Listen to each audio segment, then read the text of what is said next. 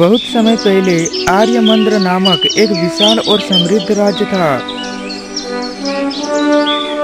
इस राज्य के राजा महेंद्र सिंह एक न्यायप्रिय और दयालु शासक थे। उनकी प्रजा उन्हें अत्यंत प्रेम और सम्मान देती थी। राजा के शासनकाल में राज्य में सुख शांति थी।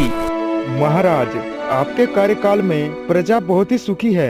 इससे पहले कई राजा आए, पर उनके समय प्रजा इतनी खुश नहीं थी जितनी अभी है। महाराज, जिस तरीके से आप कार्य कर रहे हैं, उस तरीके से किसी भी राजा ने कार्य नहीं किया। मंत्री जी, प्रजा को खुश रखना तो मेरा कर्तव्य है।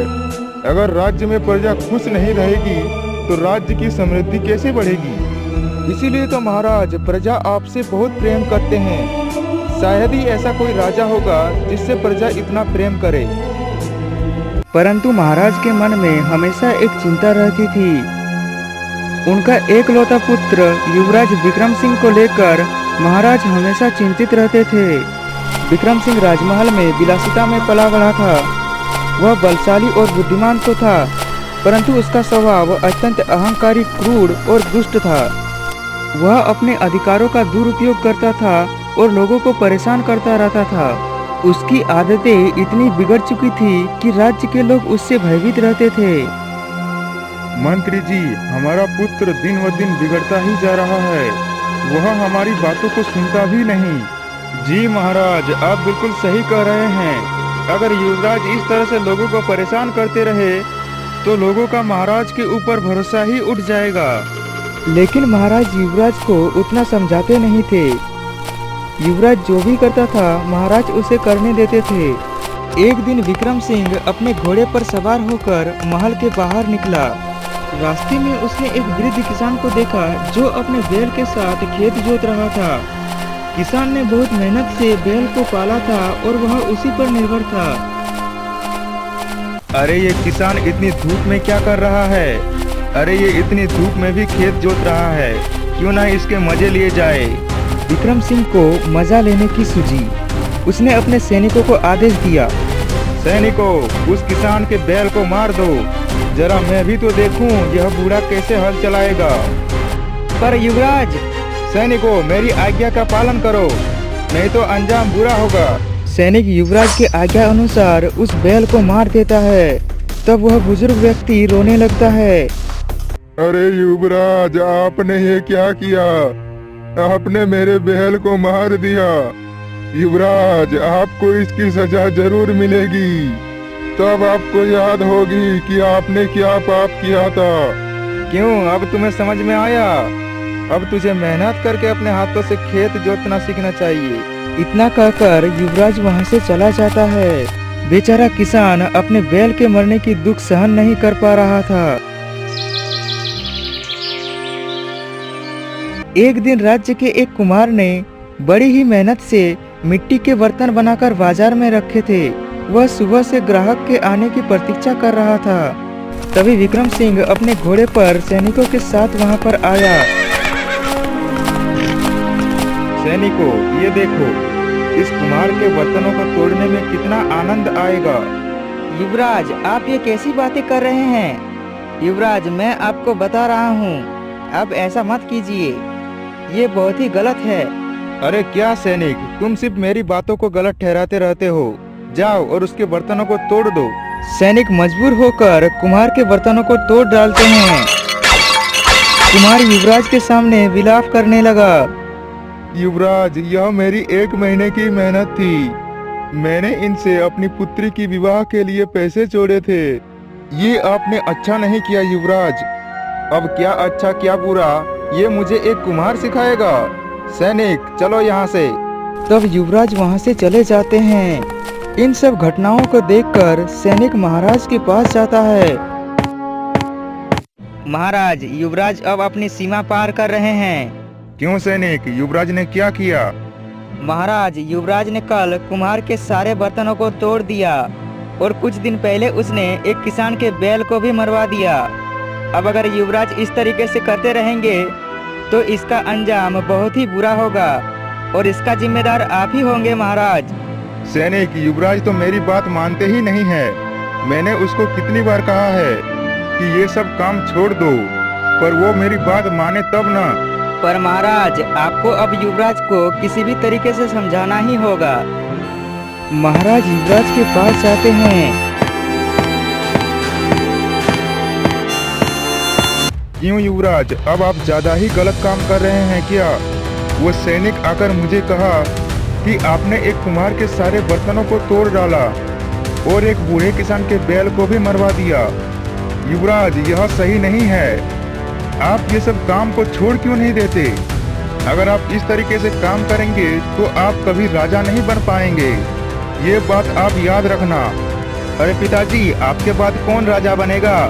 राजा तो मैं ही बनूंगा ना। मैं तो बस अपना काम करता हूँ। अब इसमें लोग परेशान होते तो इसमें मेरी क्या गलती? तब महाराज युवराज को कुछ कह नहीं पाते।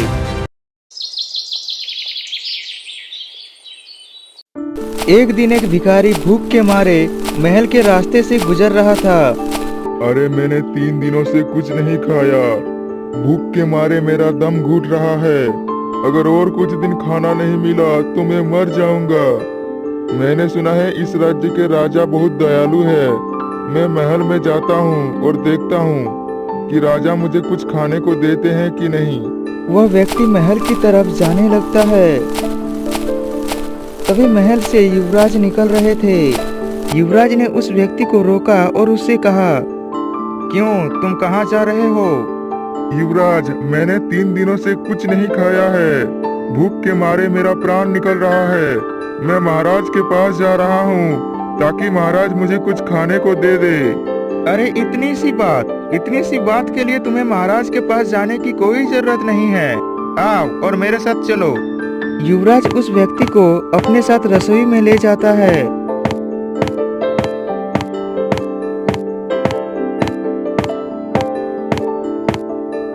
युवराज ने रसोइये से कहा, इसे एक रोटी दे दो, लेकिन वह रोटी जला कर दो, तब यह व्यक्ति उसे आराम से खा सकेगा।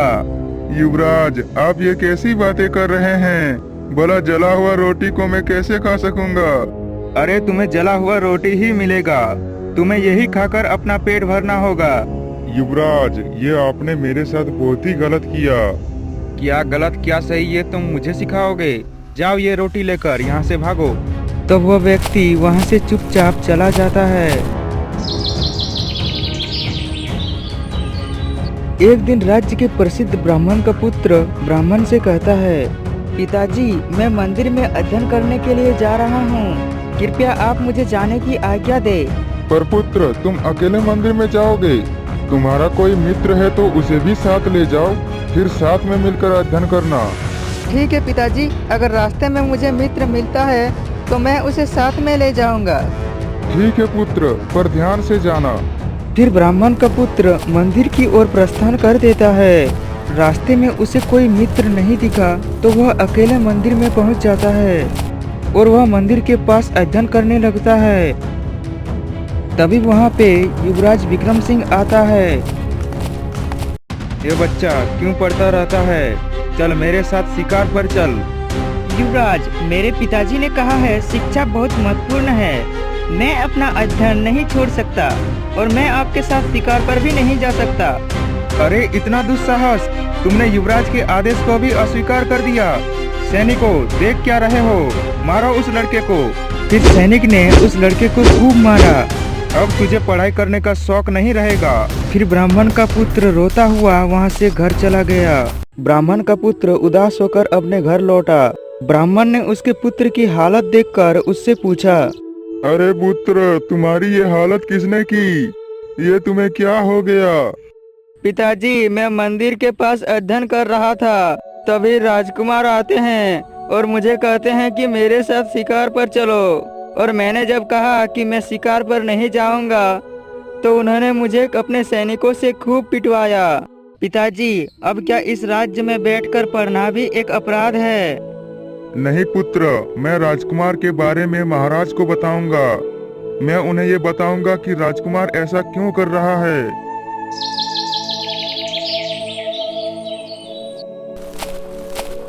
अगले दिन ब्राह्मण राजमहल की ओर चल देता है। महाराज, राजकुमार अब कैसी कैसी हरकतें करने लगा है। अब राजकुमार को समझाते क्यों नहीं क्यों ब्राह्मण, राजकुमार ने ऐसा क्या कर दिया कि आपको राजमहल में आना पड़ गया?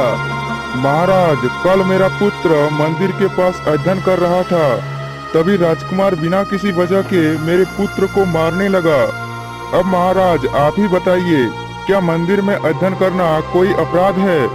नहीं ब्राह्मण, ऐसा कुछ भी नहीं है।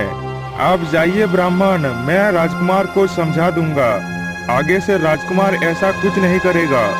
ठीक है महाराज, पर आप राजकुमार को अच्छे से समझाइएगा। फिर ब्राह्मण वहाँ से चला जाता है।